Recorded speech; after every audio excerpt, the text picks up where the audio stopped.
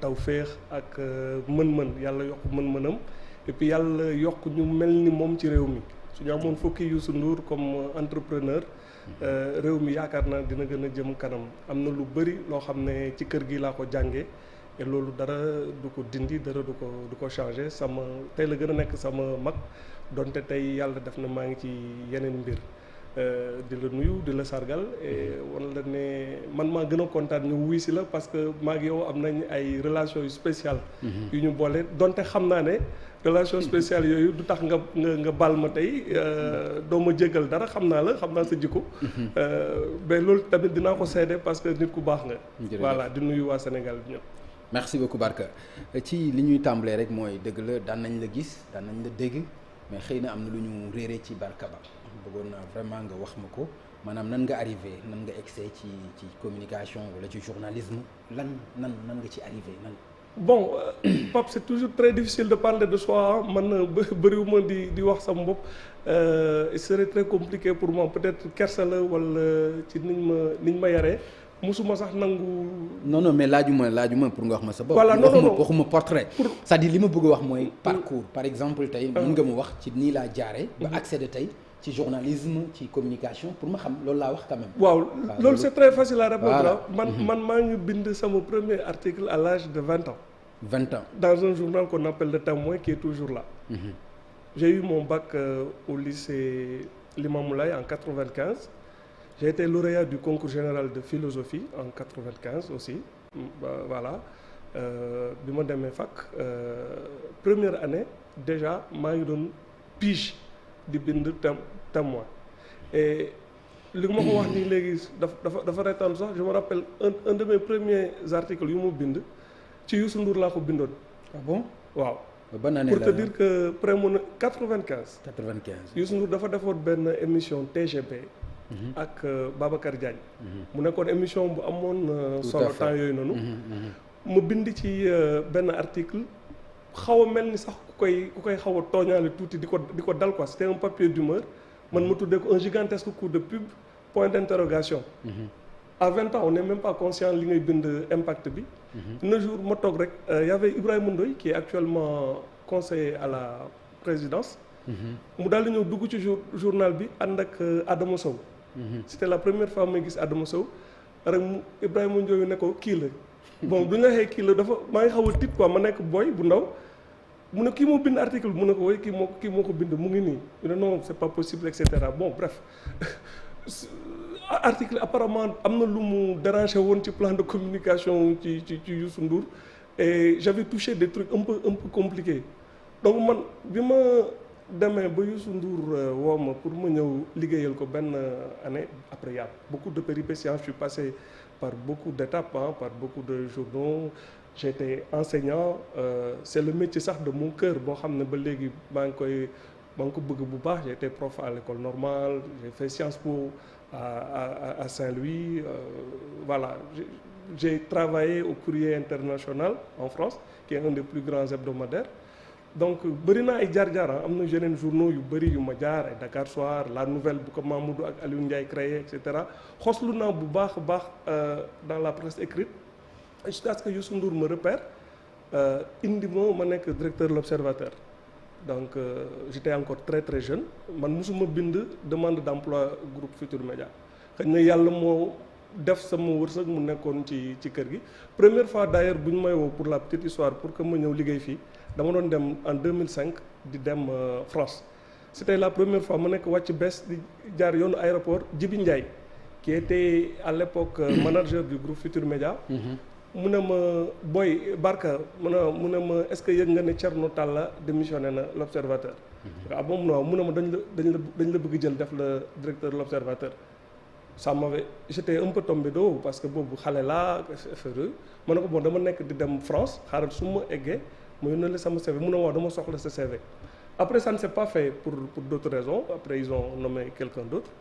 ba ma toogaat beneen jour Youssou Ndour ci boppam woo ma ne man la bëgg nommer après le départ de Mamadou Wane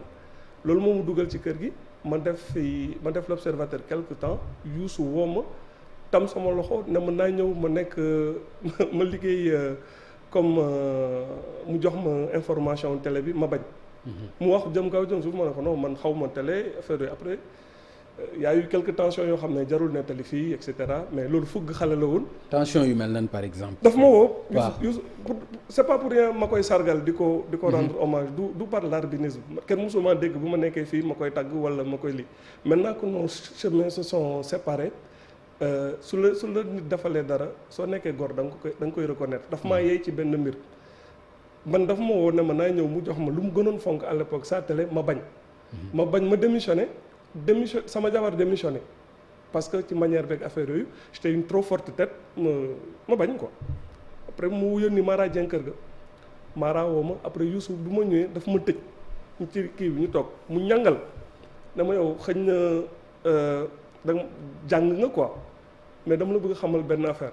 man fi ma dem demuloo fa li ma xam xamuloo ko et soo ma dégloo fi mu la bëgg yóbbu di nga xam ne su ma la waxee nga bàyyi l'observateur nga ñëw jël télé bi moom ma ëppal solo fuuf ci li ma bëgg def avec ou sans toi l'observateur dina dem mais télé bi et puis mu ne ma yow nga ñuy wax nga naan ma yow xamoo télé mu ne ma seetaan naa la émission Pulaar seetaan naa la benn année ci Sidi Lamine Niass invité la 2 fois ci benn mois mu ne ma man du ma dof du ma am lu mel ni sama kër keneen di ma ci jiitu j'avais pas trop bien compris mais c'était une grosse claque après mu waxtaan ak samay mbokk am naa ay kilifa ñu ne ma mais yow waa ji insisté na la ne la da lay jox télé mais demal mais man je l'avais dit par honnêteté et par humilité parce que jànguma woon télé xëy na Youssou moom moo gis ci man benn affaire mu découvrir ko donc yàlla def lu muy def télé bi tàkk bu baax quand j'étais là et tu étais là bi ñuy def ay Pape Ngagne Soir 2011 télé bi yàlla def ci xéwal moi je me souviens pour man ci lu gën a taal télé bi bokk na ci la fusillade de Mermoz bu Barthélémy Diaz les événements du 23 juin comme on l'a vécu ici ci kër gi ñëpp dama ñëw nag fekk fi équipe ñëpp jàppale ma yàlla def affaire bi dox au-delà même de nos espérances Youssou di ma gën a confier ay charges ba mu am tamit ay période yoo xam ne daf ma jël mu écarté ma teg ma fële et loolu amoon na ci sañ-sañ parce que moom moo xam ay objectifs am ma nangu ko période yoo xam ne peut-être du écarté bu brutal parce que il y met la forme moi j'en ai profité bi ñuy wax dañ ma mettre au placard man ma dem jàngiwaat bi mooy dox dans la sous-région parce que j'avais toujours considéré que actualité internationale bi point faible la ci kër gi point faible la de manière générale dans la sous-région ban bi may njëkk wax waa kër gi damay dem ay Guinée-Bissau am na ñoo xam ne dañu doon ree parce que généralement nit ñi ay France la ñu bëgg dem ay États-Unis enfin mais ma ne dem balaa ngay ñu naan la analyste nga il faut quand même nga am humilité nga dem jàngi c'est difficile c'est contraignant tu vas dans des pays hostiles tu vas parfois dans des terrains difficiles ma dem rëccuwuma ko parce que découvrir naa ci lu bari am ci xam-xam bu bari awma ci dërëm ok mais am naa ci quand même xam-xam un peu bariwul mais loo xam ne au moins xam naa capital dëkk bi lan la wala su lii amee sañ naa ci indi ma petite expertise te lu ma ci gën a jàng mooy journaliste da nga war a def attention dama ngay faral di wax ne sooy wax ci télé am na ay nit ñoo xam ne ñu ngi lay déglu dañu yore seen tasse café di seetaan peut-être ils ont été attachés militaires à Bissau pendant 10 ans wala en Mauritanie wala ambassadeur ancien et cetera mu nekk sax ay agents de renseignement doo xam